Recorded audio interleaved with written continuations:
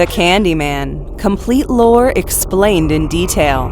Ideas have a longer shelf life than humans. They survive by being passed on from one generation to the next. But then again, so are myths and legends. Perhaps at the end of the day, that's what they are, ideas. And no other genre takes abstract ideas and explores them better by presenting a tangible form of it than horror. Perhaps the best horror stories are those which present an amalgamation of ideas and gore that makes us squirm while we're watching it, but also have an aftertaste that makes us think for days. And Bernard Rose's Candyman did exactly the same thing when it was released back in 1992. Adapted from a short story, The Forbidden by Clive Barker, Candyman tells the story of an urban legend called Candyman that lives off the fear of residents of Cabrini-Green Housing Project. So, before we go into our list, we have a very small request. If you like our content, please support us by subscribing to our channel. This is a small click from you, but it means a lot to us. Thank you. Let's begin.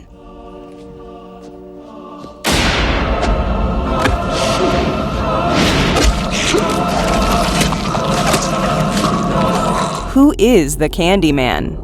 Clive Barker emerged as a prominent name in horror with an anthology of horror stories called Books of Blood in the mid-1980s. His was the ideal horror of gore and ideas that was immediately adapted into movies like Candyman, The Midnight Meat Train, Rawhead Rex, and Lord of Illusions. Since Barker is British, The Forbidden explored the inherent discrimination in the British class system. When Bernard Rose adapted it in the American context, he made the movie about racism in the country. So yes, while The Candyman may initially seem like a retributive story of a ghost who was wronged when he was alive, scraping the layers reveal the harsher truths of the society. Played by Tony Todd, the Candyman, before becoming the Candyman, was a painter, later named in Candyman Farewell to Flesh as Daniel Rabatale. His father was a slave who became rich by mass-producing and selling shoes. This enabled him to send his son to the best schools in the country and become a gentleman.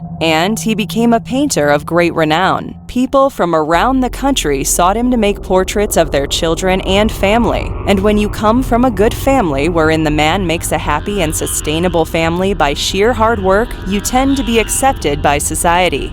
That even though the society discriminates against the black people, you transcended that great divide. That's exactly where Daniel's myth was busted. He eventually fell in love with a white woman he was painting, and they were to have a child out of wedlock. This sent the woman's father in a frenzy, and he let loose a mob against the painter. He was chased down the street and eventually overpowered. The mob sawed his right hand off, which he used for painting, with a rusty blade. To make things worse, the mob covered his bloodied body with honey, attracting a large swarm of bees that stung him to death. He was then burned on a pyre, and his ashes scattered in the entire Cabrini-Green region. Now, being christened as the Candyman, he became a lesson for everyone in the neighborhood to what will happen if you try to rise above the color divide. No! Candyman! Don't!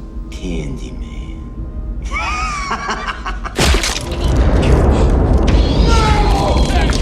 What's the psychology of the Candyman? The Candyman lives after his death to keep his story alive. He is to be feared. Those who do not fear him will suffer a merciless death.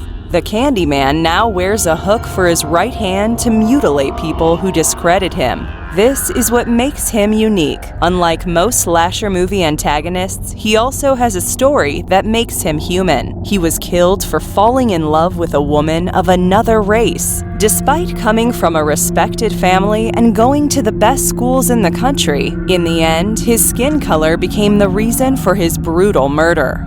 And that's where the movie puts forward its message in as clear a language as possible. The Candyman's lesson is a sympathetic one that tells, this is what the society will do if you try to aim too high. Always know your place. The Candyman wants his story to be remembered forever, so no one else has to die the same way he did.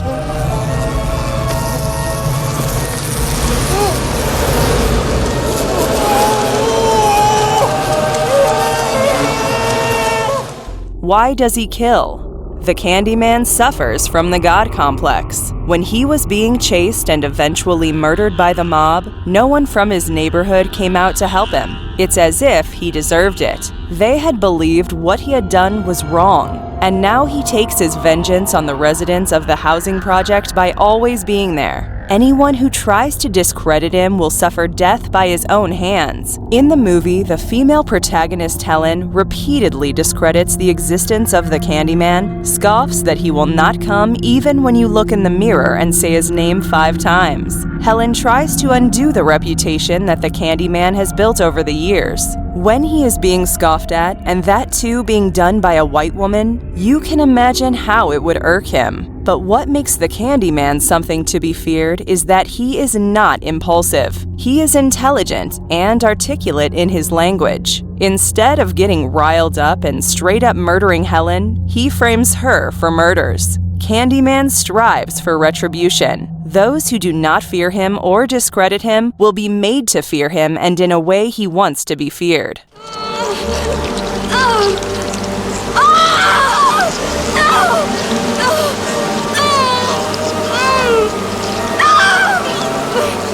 What made the Candyman a cult classic?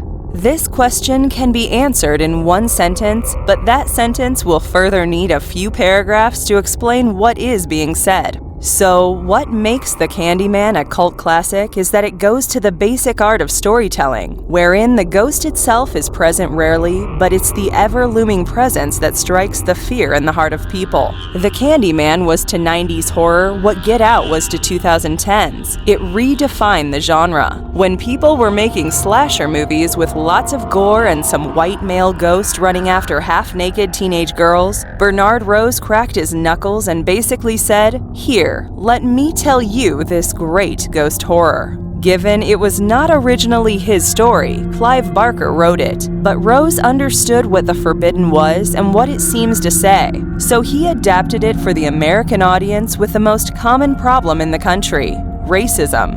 The movie did not win an Oscar or Golden Globe, but that didn't prevent it from becoming popular. It paved the way for 2 underwhelming sequels. Nevertheless, the original 1992 movie stands strong as one of the best horror movies of all time, and Tony Todd's Candyman was one of the best slashers. The message is just as relevant in current times as it was when it was released.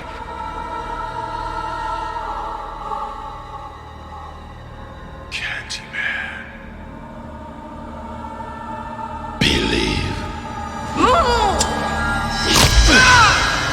How are the sequels? 2 sequels of The Candyman were released in 1995 and 1999, respectively. Candyman Farewell to Flesh 1995 is set 3 years after the original movie. The story follows Annie Tarrant after her father died in New Orleans, trying to investigate the deaths of 3 men in what looked like the same manner as the Candyman's, and then it becomes a race for her to find the Candyman and kill him. She tries to find a ritual of calling Candyman and how to kill him once and for all. Then this was followed by another sequel, Candyman Day of the Dead. The Candyman returns to Los Angeles during the Mexican holiday Dia de Muertos, Day of the Dead, to claim the soul of his descendant and Annie Tarrant's daughter Caroline, which, for the Candyman, is the reincarnation of his daughter. And this too sort of becomes a cat-and-mouse game of the Candyman trying to reach her, and Caroline trying to save herself and not join the dead.